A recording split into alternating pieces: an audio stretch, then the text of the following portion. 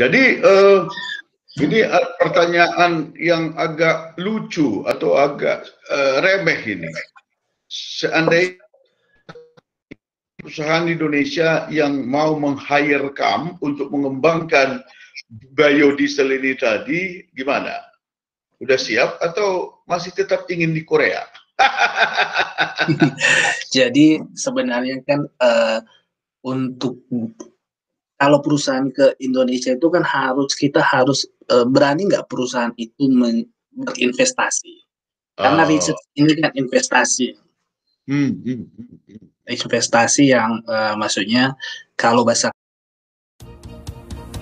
Cakap-cakap cerdas penuh inspirasi, bercerita, bertukar pikiran untuk masa depan,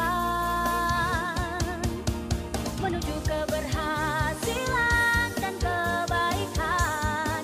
Oh, oh. Cerdas itu nama programnya. Cerdas, cakap-cakap cerdas penuh inspirasi. Cerdas menerapkan temuan Judith Glaser PhD tentang conversation intelligence bahawa cakap-cakap cerdas bisa meningkatkan imunitas dan mendorong daya cipta.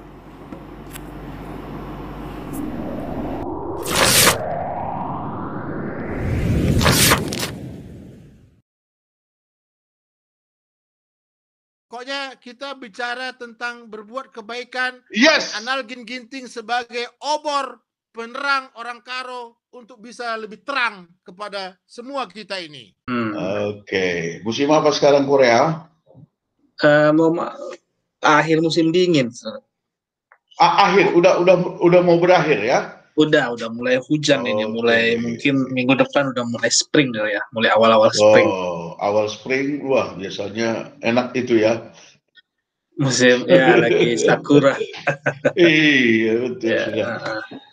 Oke, untuk saudaraku Dianta Ginting PhD yang saat ini berada di Korea dan asik, sibuk, banyak kegiatan dalam meneliti sawit. Jadi aku ingin bertanya sama kamu dan kita pakai bahasa Indonesia saja sudah ya. Oke, boleh. Jadi sejauh mana sudah saat ini penelitian mengenai sawit ini, terutama dalam peruntukannya bukan kepada hal-hal yang tradisional sudah kita tahu yaitu sebagai bahan makanan dan sebagainya. Silakan. Ini bisa presentasinya bisa. Bisa, udah kelihatan sudah. Oke.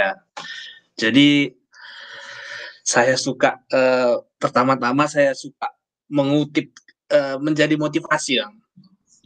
Mantap. Jadi tolong kamu buat dulu dalam mood yang gede ya dari presentasi. Oke. Udah. Ya, silakan. Oke. Jadi sebenarnya kenapa saya tertarik dengan sawit ini karena saya melihat kunci suatu bangsa atau kunci untuk mengubah sosial itu adalah sains dan teknologi. Jadi karena segala seperti Prancis, pergerakan di Eropa dimulai dari revolusi industri. Jadi sekaya apapun bangsa kita, karena kita hanya bergantung kepada material, maka kita akan menjadi pasar. Betul sekali. Makanya ada dibilang sains dan teknologi itu adalah sebenarnya sekitar kita, udah ada di sekitar kita, tapi tergantung itu sebuah bahasa, tergantung kita mengikuti bahasa tersebut dan mengerti bahasa tersebut atau kita tetap diam, tidak merespon bahasa tersebut. Jadi sebenarnya apalagi masa global sekarang ini, teknologi dan sains itu adalah sesuatu yang bukan yang pertukarannya itu gampang gitu lah. Gampang ya. Tetap tergantung kita mau ikut atau masa bodoh. Itu makanya dibilang we remain mute atau tetap diam. Jadi ini satu juga dari Abdul Kalam ini dibilang ini peraih hadiah Nobel Fisika untuk nuklir, dia bilang science is beautiful, gift to humanity, we should not destroy it. Jadi teknologi dan sains itu adalah sesuatu yang gift dari Tuhan gitu. Karena saya secara pribadi percaya bahwa tidak ada orang bodoh. Tuhan tidak pernah menciptakan orang bodoh. Tapi Tuhan yang ada adalah orang yang malas. Jadi tidak ada bangsa yang lebih maju, tidak ada bangsa yang lebih pintar, tapi karakter kita, motivasi kita atau etos kerja kita seperti itu. Jadi yang membuat kita, jadi hubungannya dengan sawit, bahwa kita terlena dengan kita punya lahan yang luas, tapi kita terlena bahwa sebenarnya ini adalah bukan akhir gitu. Yang menjadi pemenang adalah orang yang bangsa atau orang yang bisa mengelola sawit ini gitu. Jadi, bukan orang yang menghasilkan. Itu sebenarnya. Maka kenapa kita penghasil nomor 1 sawit di dunia, tapi petani kita itu mungkin 20% masih di bawah garis kemiskinan gitu. Padahal sebenarnya betul. Kita bisa menjadi mengubah, karena kita punya dasarnya itu, kita udah punya gitu, kita udah punya raw materialnya. Jadi kalau kita udah punya raw materialnya, sebenarnya kita kalau dari dulu 20 tahun yang lalu kita bisa berbenah, maka kita menjadi penentu gitu. Seperti itu. Seperti itu yang membuat saya agak memotivasi saya gitu. Nah, jadi contohnya seperti ini. Ini adalah satu-satu konsep teknologi untuk sawit.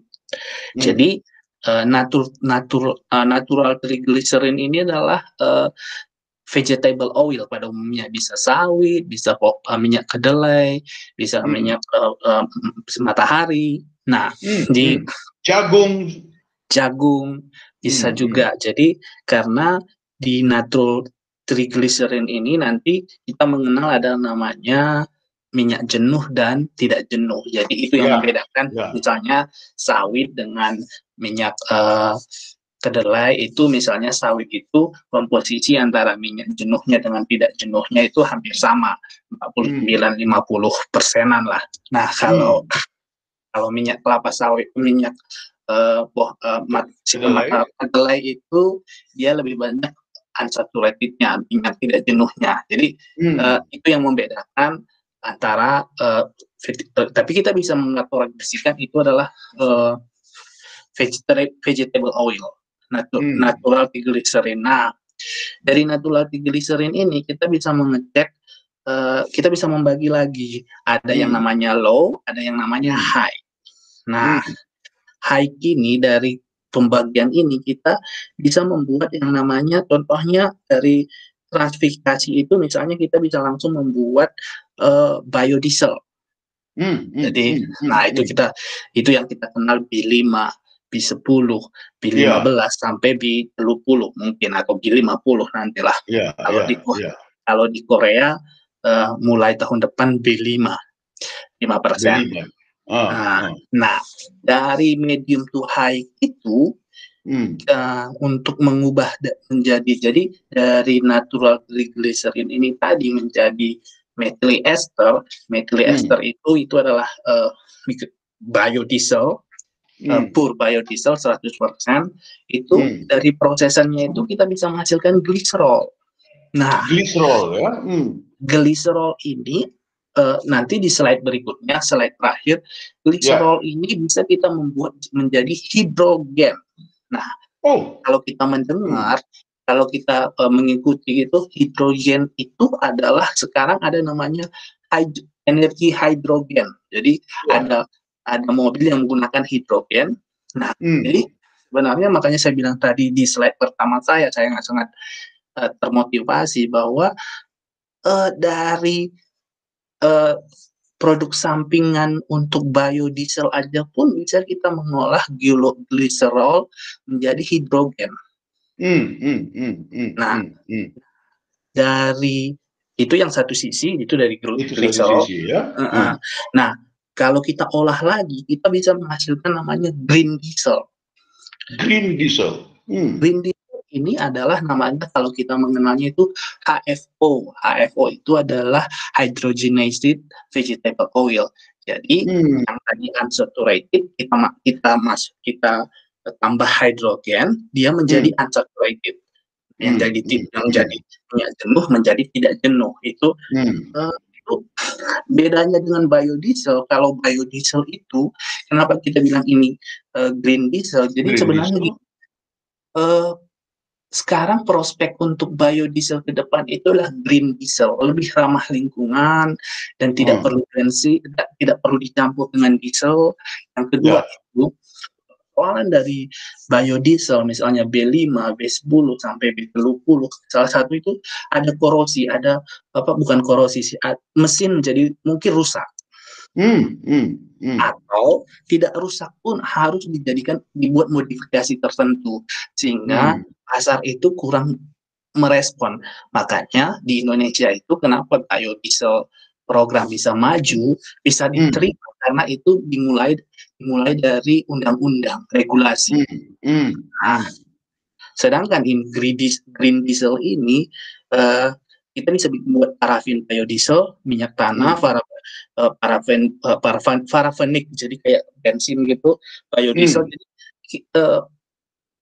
perusahaan itu mesinnya itu tidak perlu diubah, tapi dia lebih ramah lingkungan. Nah, itu yang nanti dari ini kita bisa menjadi dari green diesel ini diolah satu proses lagi, kita bisa menghasilkan milk hydrocracking, itu menjadi fuel diesel, untuk pesawat terbang. Milk hydrocracking itu satu proses, satu proses lagi. Aftur. Iya, kayak aftur, jet fuel gitu, jet fuel namanya. Jadi itu bisa jet fuel itu satu proses lagi dari green diesel. Nah, dari methyl ester itu kita bisa menghasilkan biodiesel dan biolubrikan, lumas.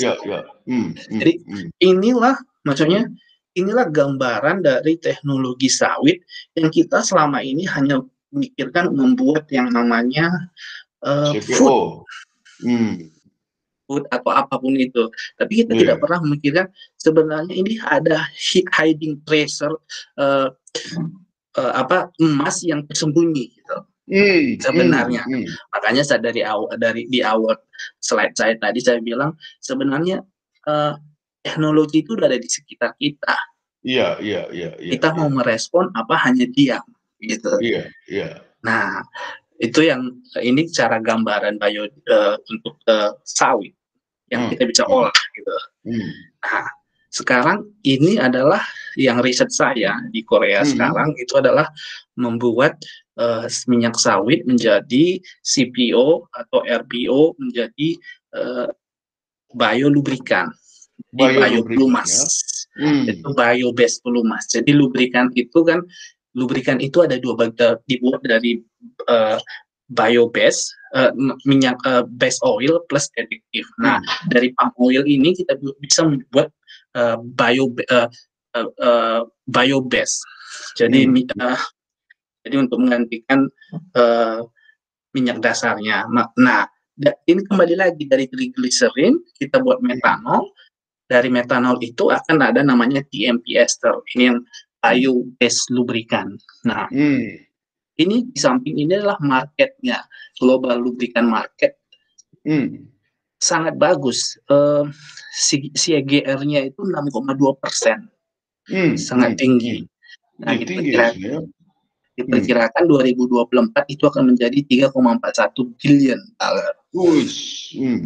Jadi inilah maksudnya, tapi untuk ini banyak kita harus memang tadi menguasai teknologinya.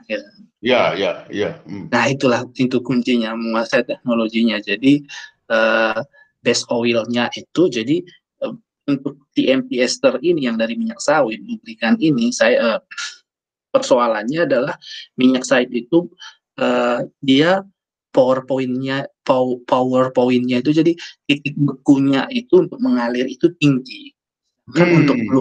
Sedangkan untuk pelumas itu minimal kita harus minus 5. Sedangkan minus 5 sedangkan CPO itu sekitar 20 atau 22 itu udah menjadi beku dia. Makanya minyak goreng dari kelapa sawit itu menjadi beku kan. Maksudnya freezing gitu. Nah, makanya untuk kita perlu proses supaya titik bekunya itu menjadi lebih rendah.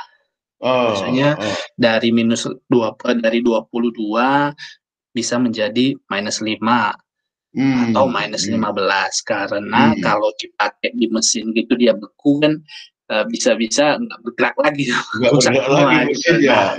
Nah, gitu ya. Nah, keuntungan kita karena kelapa sawit ini tadi titik minyak jenuh dan non jenuhnya itu hampir sama, jadi oksidasi stabilitasnya itu tinggi, jadi ketahanan terhadap oksidasinya itu tinggi. Tapi di suatu sisi dia mempunyai kelemahan titik bekunya tadi tinggi ya. Itu dan biasanya ini bisa TMP ester ini bisa kita gunakan untuk minyak transformer oil. Jadi untuk kan ada transformer untuk PLN listrik itu biasa kita bisa digunakan untuk karena dia itu insulating. Jadi karena insulating ini bisa digunakan untuk transformer oil. Yang kedua metal working fluid, jadi kayak si Fosco, Krakatau Steel, karena mereka menggunakan banyak minyak untuk pemrosesannya. Mereka banyak menggunakan pelumas, jadi kita bisa menggunakan TMP ester dari sawit. Yang lainnya itu kita bisa gunakan hydraulic oil untuk proses hydraulic oil dan mungkin gear oil. Tapi untuk sawit ini tidak bisa kita gunakan untuk engine oil untuk mobil. Karena tadi titik bekunya tinggi dan performan di titik rendah itu, di titik beku itu kurang bagus. Nah, itu yang dari palm oil yang kita dari kelapa sawit yang bisa kita gunakan. Jadi tahapnya itu di perusahaan Korea ini udah bisa menghasilkan TMP ester. TMP ester udah bisa diolah. Makanya saya berpikir kita harus berpikir ke teknologi yang seperti ini, karena contohnya kita bisa melihat, bisa memprediksi teknologi atau pasar ke depan dari regulasi yang dibuat oleh government, dari pemerintah. Contohnya Uni Eropa sudah membuat green energy, Amerika bikin Green New Deal. Jadi arah teknologi itu akan lari ke sana, sobat Fit. Makanya kita harus mempersiapkan kelapa sawit ini bisa sebenarnya kita arahkan ke sana. Seperti itu untuk biolubrikan, karena contohnya untuk ada di Amerika itu ada regulasi bahwa contohnya untuk marin, untuk kapal itu, kalau kapal itu minyak pelumasnya dari pelumas biasa yang dari mineral oil itu biasanya itu dia nggak terurai di air. Dan itu mencemari. Iya, betul. Mencemari, makanya kalau kita pakai lubrikan ini dia akan terurai di air, dia tidak akan terkontaminasi dengan air, tidak akan merusak ekosistem air. Salah satu yang mungkin kita bisa kembangkan untuk pelumas. Jadi kerjaan saya sekarang berkaitan dengan ini. Terus yang kedua itu yang tadi saya bilang green diesel. Green diesel itu kita ada namanya HFO tadi, hydrogenated vegetable oil. Ini kalau kita lihat di sini nggak jelas, tapi 2017 itu sekitar 2017 itu yang ini adalah HFO, yang di atas kuning ini adalah HFO. Jadi kalau dari prediksi ini kita diperkirakan HFO yang akan memegang peranan penting untuk biodiesel. Nah, kecolongannya lagi kita, HFO ini sekarang banyak dikembangkan oleh perusahaan-perusahaan besar. Contohnya NEI, Total. ST, Oh. Petrobras Spanyol, Repsol. Nah, Siti lebih Serina. Sebentar dulu. Apa namanya? Mulai dari pertengahan tahun 2020 menanjak terus, harga CPO itu kan paling tinggi ya. Bahkan sempat kemarin itu di Desember kalau nggak salah Serina, harga CPO itu adalah harga yang paling tinggi di 10 tahun terakhir.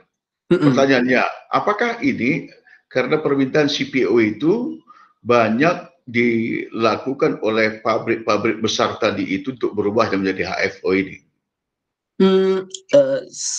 Mungkin bisa, mungkin tidak juga Bang ya, karena kalau CPO kan tergantung oleh, saya nggak tahu cuaca tahun lalu itu bagaimana cuacanya, maksudnya salah satu itu, tapi itu juga mungkin berpengaruh karena HFO ini sekarang contohnya kalau nggak salah saya lupa antara Hyundai dan LG itu mau bikin 300.000 ton dengan Nestle Finlandia di Korea. Jadi inilah salah satu bisnis yang strategis karena ini adalah berkaitan dengan minyak, fuel. Jadi tidak akan pasar itu akan terbuka, maksudnya pasar akan peluangnya itu besar gitu. Karena fuel kan, karena minyak. Nah, jadi dari yang saya bilang tadi, dari HFO itu kita bisa buat light, gasolin, minyak tanah, jet, dan diesel. Dan jadi ini yang mau nggak mau memang kita harus berbenah untuk teknologi ini. Gitu. Jadi kita jangan terlalu bangga nanti dengan harga CPO dan lupa bahwa ini harga jet, gasolin, diesel itu lebih tinggi gitu sebenarnya. Berkali-kali lebih tinggi. Iya, jadi mungkin 5 kali atau berkali seperti itu. Jadi kita akan jadi akhirnya setelah mereka olah dikirim lagi ke kita. Kita pula konsumennya ya. Nah, gitu yang itu karena kita bukan anggota OPEC lagi, kita bukan penghasil minyak lagi, tapi kita tetap menjadi penghasil sawit nomor 1. Betul. Jadi kita bisa menjadi OPEC untuk sawit gitu loh. Nah, dari sawit itu kita bikin menjadi gasolin, jet, dan diesel. Itu namanya teknologinya HFO. Ini sebenarnya kalau kita punya nggak terlalu teknologinya, nggak susah-susah banget sebenarnya. Nggak susah-susah banget ya? Iya, susah.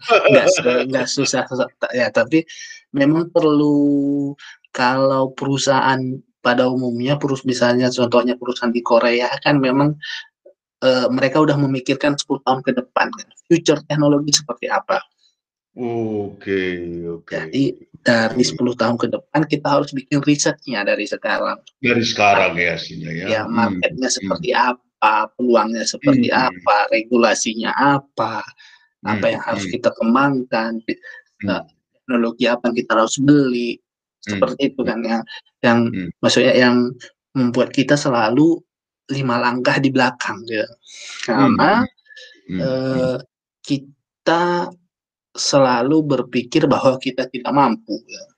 Iya, itu selalu tertanam dalam pikiran kita. Iya, bahwa kita, sehingga itu adalah sifat-sifat suatu bangsa yang konsumtif, bukan yang untuk teknologi gitu.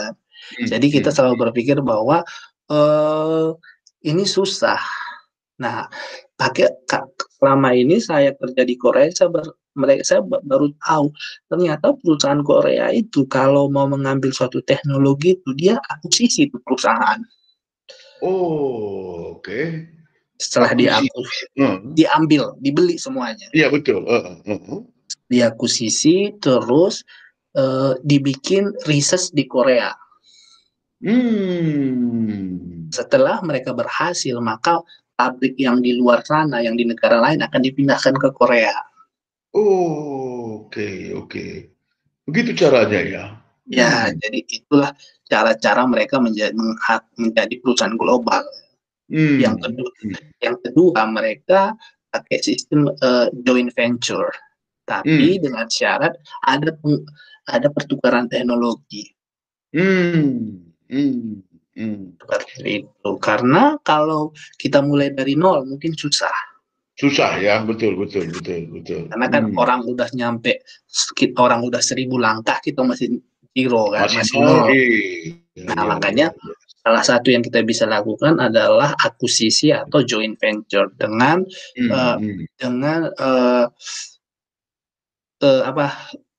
nilai jual kita punya materialnya, kita punya market yang besar. Iya. Seperti itu jadi perusahaan tempat kamu bekerja itu kedepannya kan katakanlah kamu meneliti sawit di situ kan, tapi seperti saya bilang tadi sawit itu dari Indonesia. Iya. Ya. Apakah ada visi atau apa namanya ya roadmap-nya nanti suatu saat itu akan joint venture dengan Indonesia?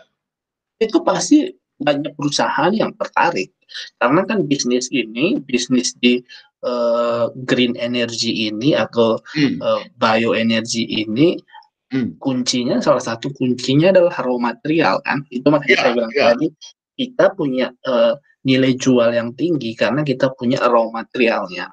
Karena teknologi ini bergantung kepada raw material, prosesnya dan kualitasnya juga nggak boleh, mungkin plus minus cuma 5% kan, jadi nggak boleh pengolahan CPO-nya itu beda banget seperti itu. Makanya hanya kita harus bergantung kepada raw materialnya seperti itu. Nah makanya pasti banyak perusahaan misalnya kayak Neste itu kan perusahaan biodiesel atau green diesel terbesar di dunia kan, Neste. Oh gitu, itu yang dari Finlandia itu ya? Dari Finlandia. Itu yang mungkin kita bisa pikirkan. Oke. Nah, ini adalah yang terakhir dari untuk hidrogen yang saya bilang tadi. Dari ini kita bisa bikin hidrogen dari gliserol. Dari ini kita punya gliserol.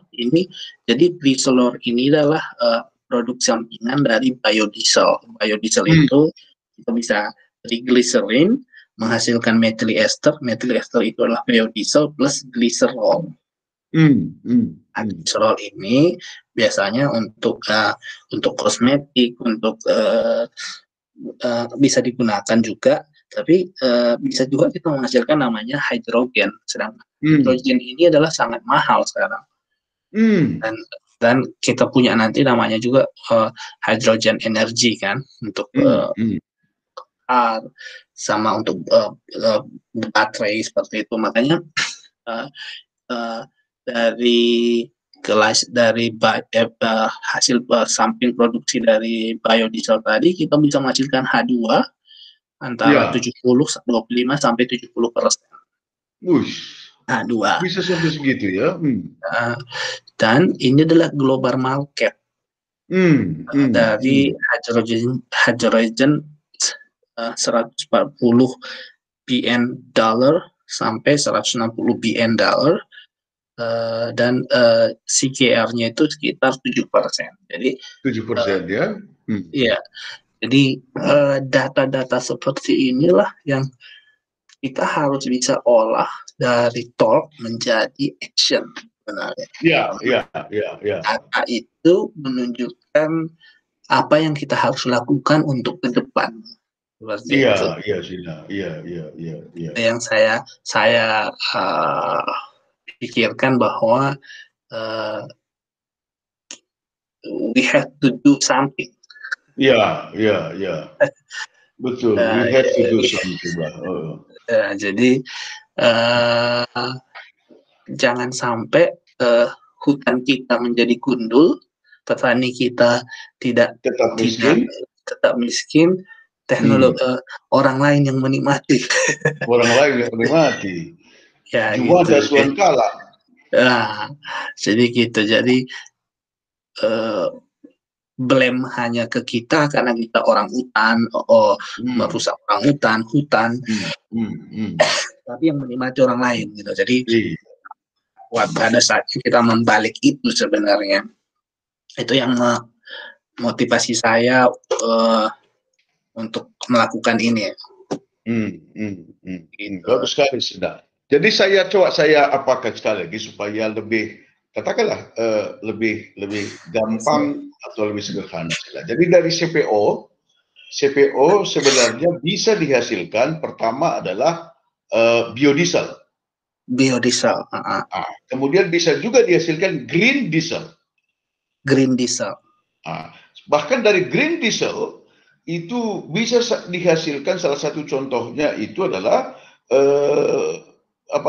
untuk pesawat terbang tadi, ya, jet fuel. Kemudian diuraikan lagi, ternyata bisa dari green diesel itu bisa dihasilkan sampai hidrogen seperti yang kami katakan. Dari dari gliserolnya, ya. Itu dari gliserolnya bisa dihasilkan. Berarti dari CPO itu bisa dihasilkan produk-produk yang saat ini sangat dibutuhkan, baik itu biodieselnya itu langsung bisa dipakai, langsung bisa dipasarkan. Tapi untuk green dieselnya itu masih bisa beberapa tahap itu diuraikan lagi sehingga marginnya itu lebih besar gitu sudah ya. Lebih besar gitu. Oke. Nah, jadi kita nggak perlu, kalau biodiesel kan untuk supaya dia, kalau kita bikin 100% biodiesel itu kan merusak mesin. Ya. Itu merusak mesin lah. Ya, jadi mau nggak mau kita harus jujur gitu bahwa itu merusak mobil sebenarnya. Tapi karena regulasi, itulah pentingnya regulasi. Karena kan itu kan organik itu kan maksudnya mudah membusuk karena apanya, jadi ada tertinggal pasti di mesin. Oke. Bandingkan dengan diesel kan. Nah, makanya kita bikin green diesel yang sebenarnya itu nggak perlu lagi pakai diesel, tapi itu lebih mudah tercerna. Itu sebenarnya ya. Dan itu bisa dilakukan. Ya. Oke. Dalam skala riset itu kamu sudah sampai mana, Serina? Kalau saya masih di biolubrikannya.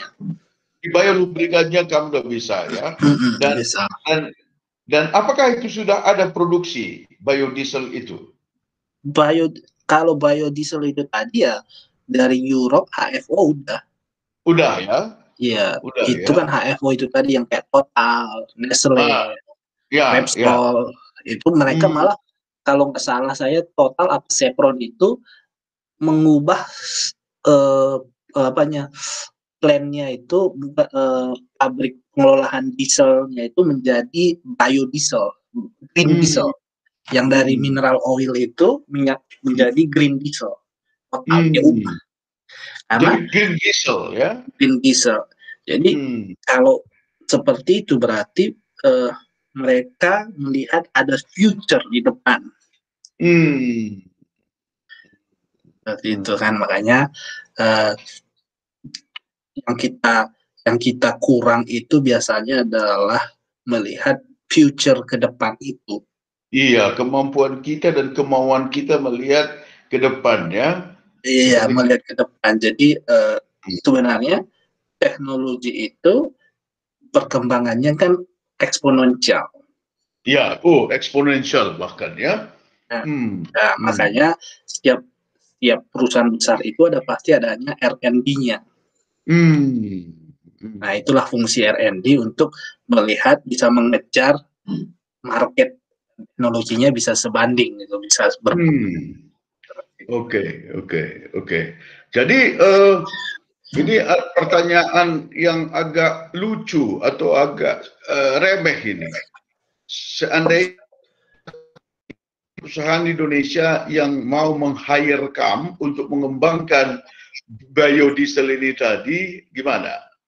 Udah siap atau masih tetap ingin di Korea? Jadi sebenarnya kan untuk kalau perusahaan ke Indonesia itu kan kita harus berani nggak perusahaan itu berinvestasi. Karena riset ini kan investasi. Investasi yang maksudnya kalau bahasa karonya kita bilang nggak seperti makan cabai rawit gitu. Ya kan, dimana dimakan langsung pedas ya. Nah itu harus, saya punya visi bahwa sebenarnya ini kita bisa kerjasama dengan universitas-universitas. Ya. Jadi satu perusahaan bikin R&D untuk sawit dan kita ngasih modal untuk universitas. Jadi di PhD itu ada lucu-lucuan, dia bilang kasih beasiswa ke PhD apapun bisa dilakukannya. Jadi makanya kenapa negara-negara luar itu banyak meng-hire PhD scholarship. Jadi kan bahasa Inggrisnya kan no freelance. Pasti dia ngasih beasiswa ada sesuatu. Pastilah, itu pasti Serina, pasti. Nah, makanya saya bilang kalau ada yang tertarik hire, ayo kita kerjasama bareng, tapi harus punya visi yang sama gitu. Jangan nanti kalau takutnya kan mental kita itu 1 tahun harus jadi gitu. Karena kan nggak bisa lah ya. Makanya paling gampangnya itu kita kerjasama dengan perusahaan luar. Karena di sini juga saya dilibatkan misalnya untuk meeting untuk menjual teknologi, gimana kita membeli teknologi dari luar seperti itu. Karena ini adalah global, kita nggak bisa berpisah diri sendiri. Perusahaan itu pun harus seperti itu gitu. Karena nggak ada teknologi yang kita bisa kuasai satu, kita harus kerjasama seperti itu. Betul sekali Sina. Jadi harus berkolaborasi lah ya. Berkolaborasi. Karena ini udah zaman global gitu yang nggak bisa berdiri sendiri. Nah, perusahaan mau maju pun saya pikir harus berpikir seperti ini. Makanya banyak perusahaan yang akuisisi atau joint venture atau bekerja sama. Jadi kita punya nilai jual yang material tadi gitu. Oke, saya bisa suplai bahan bakunya, kamu suplai teknologinya, kita kerja bareng-bareng. Nah, untuk marketingnya nanti, marketnya kita kerjasama seperti itu. Itulah win-win solution yang kita bisa berikan gitu. Nah, setelah 5 tahun kita bisa belajar dari teknologi itu gitu. Jadi perusahaan Korea ini pada umumnya setiap dia mengakuisisi atau kerjasama di Korea sendiri, dia udah bikin grup research untuk produk itu. Jadi kita nggak hanya mendapat, jadi begitu pisah dia udah kuasai itu teknologi. Dia udah kuasai ya. Bahkan sebelum dia hire pun dia udah persiapkan dulu tim risetnya ya. Iya seperti itu. Jadi makanya Cina, Korea, terlebih Cina kan selalu itu, dia mengundang perusahaan global di Cina, perusahaan itu harus bikin R&D, perjanjian harus ada kerjasama pertukaran teknologi. Jadi memang itu harus dilakukan. Dia ngasih pajak gratis atau pajak rendah, tenaga kerja rendah. Tapi penelitiannya, risetnya harus di situ ya, harus ada ya. 5 tahun atau setahun kemudian dia menguasai teknologi itu. Dia tenang perusahaan itu dengan tenaga kerja yang murah di Cina, dia bisa menguasai pasar. Gitu. Iya betul. Nah, jadi konsep seperti itu yang memang harus kalau bahasa karonya kan kalau kita perlu sesuatu harus tangan di bawah. Jadi kalau belum kita kuasai teknologinya, memang wajar kita ngasih sesuatu gitu. Itulah hanya itu yang bisa membuat kita itu berubah dari negara konsumen menjadi negara produsen. Ya. Hanya itu hanya teknologi ya. Iya, mental itu makanya karena kita selalu berpikir gini, aku harus bisa membuat itu gitu. Tapi kita lupa bahwa langkah kita masih nol. Nah, kalau Cina dan mungkin dulu Korea, bagaimana saya bisa mengcopy itu kan itu? Iya.